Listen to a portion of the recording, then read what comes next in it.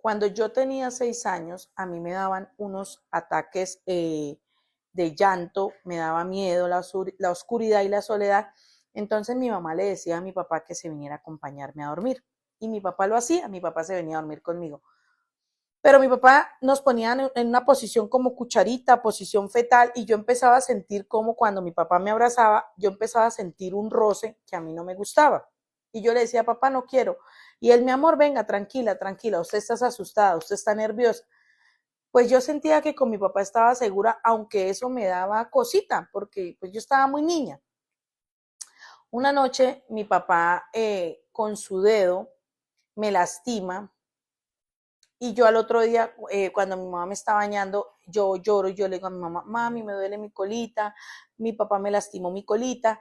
Y entonces mi mamá le pregunta a mi papá qué era lo que pasaba y mi papá le dice, no, lo que pasa es que la niña anoche tuvo que le rascaba mucho y yo creo que esos son parásitos, yo creo que eso es de tanto dulce que usted le da a la niña y yo lo único que hice fue limpiarle y lavarle.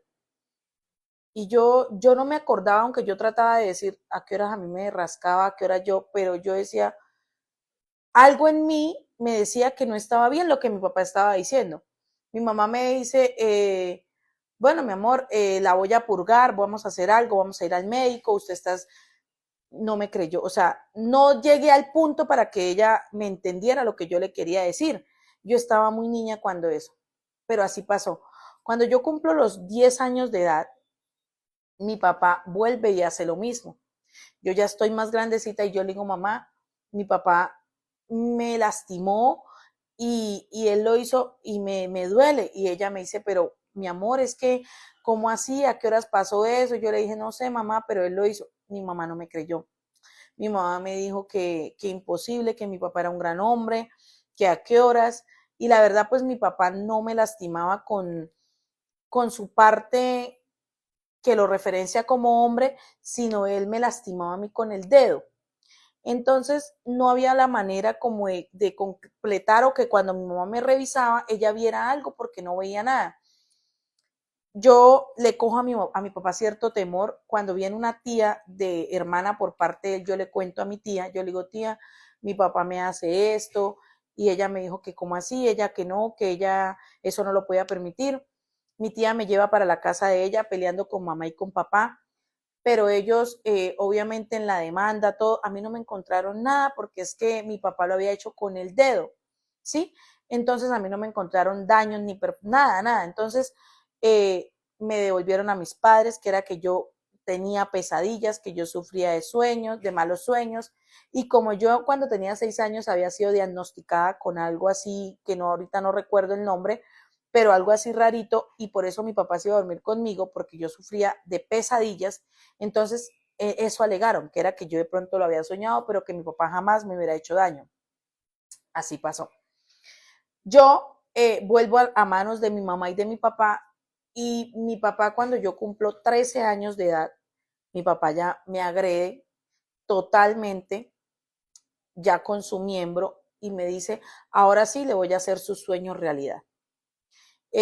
Yo quiero que usted pierda su virginidad conmigo, ese es el derecho. Me mostró un documental de una tribu de no sé qué país, pero yo me acuerdo que el documental era de que los hombres le hacían a las mujeres perder la virginidad, y mi papá me dice, eso es lo que nosotros vamos a hacer, y yo le decía, yo me acuerdo que yo le decía, papá, y es que nosotros pertenecemos a esa tribu, y él decía, sí, yo soy descendiente de allá. Y yo tenía 13 años y estoy hablando de muchos años atrás, o sea, era muy inocente, no había la tecnología que hay ahorita. Entonces, mi papá lo hizo así. Luego, yo le comento a mi mamá, yo le digo, mamá, mi papá me enseñó un video por televisión de una tribu y él me dice que yo debía perder mi virginidad con él. Y mi mamá me dice, ¿cómo? Mi mamá no supo dónde quedó, mi mamá o sea, mi mamá me pegó, me cacheteó, pero ella fue, creo yo, que su reacción como de, ¿por qué eso pasa y yo no me di cuenta? O ¿por qué si usted me lo había advertido? No sé, pero mi mamá reaccionó agresiva conmigo. Luego mi mamá me coge y me abraza y me dice, mi amor, perdóneme, ¿qué pasó aquí? Yo no entiendo, mi mamá no sabía ni qué hacer.